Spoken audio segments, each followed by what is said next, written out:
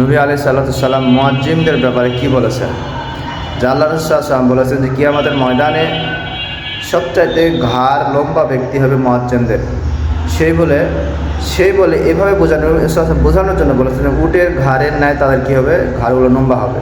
এটা শুধু বোঝানোর জন্য বলেছে, কিন্তু এটা মেন পয়েন্ট হলো যে আল্লাহ রাসূল সাল্লাল্লাহু আলাইহি ওয়াসাল্লাম বলেছেন যে ব্যক্তি 5 ওয়াক্ত নামাজের আজান দেয়, যারা মুয়াজ্জিন, তাদের মর্তবা এত সম্পূর্ণ যে এত বড় বরকত যে তাদের আওয়াজ যতদূর পর্যন্ত আজানের আওয়াজটা যায়, আল্লাহ রাসূল সাল্লাল্লাহু আলাইহি ওয়াসাল্লাম বলেছেন সেতদূর পর্যন্ত যত গাছ গোছালি, এক কথায় আল্লাহ রাব্বুল আলামিন যতগুলো নিয়ামত, যতগুলো সৃষ্টির কিছু আছে, এগুলো কিয়ামতের ময়দানে আল্লাহ রাব্বুল আলামিনের কাছে আরজ করবে, হে আল্লাহ, আপনি এই বান্দাকে ক্ষমা করুন, কারণ আপনার যে হুকুম ছিল রাসূল সাল্লাল্লাহু আলাইহি ওয়াসাল্লামের উপর 5 ওয়াক্ত সালাত, সেই সালাতে তারা আজান দিত এবং আমাদের যতদূর পর্যন্ত আমাদের কাছে আওয়াজ আসতো এগুলো তো সবগুলো একবারে নীরব হয়ে যেত এবং আল্লাহ রাব্বুল আলামিন, হে আল্লাহ, আপনার মায়ায় মহব্বত পূর্ণ হয়ে যেত, হে আল্লাহ, আপনি এই ব্যক্তিকে ক্ষমা করুন।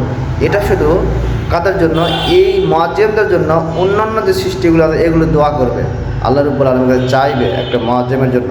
এবং আল্লাহ রাসূল সাল্লাল্লাহু আলাইহি ওয়াসাল্লাম বলেছেন, এবং এই মুয়াজ্জিন যে 5 ওয়াক্ত আজানের জন্য মুসলিমদেরকে ডাকলো, তখন আল্লাহ রাব্বুল আলামিন এই দায়িত্বটা, আল্লাহ রাব্বুল আলামিনের এই দায়িত্বটা সবাই পালন করতে পারে না, সবার নসিবও জোটে না।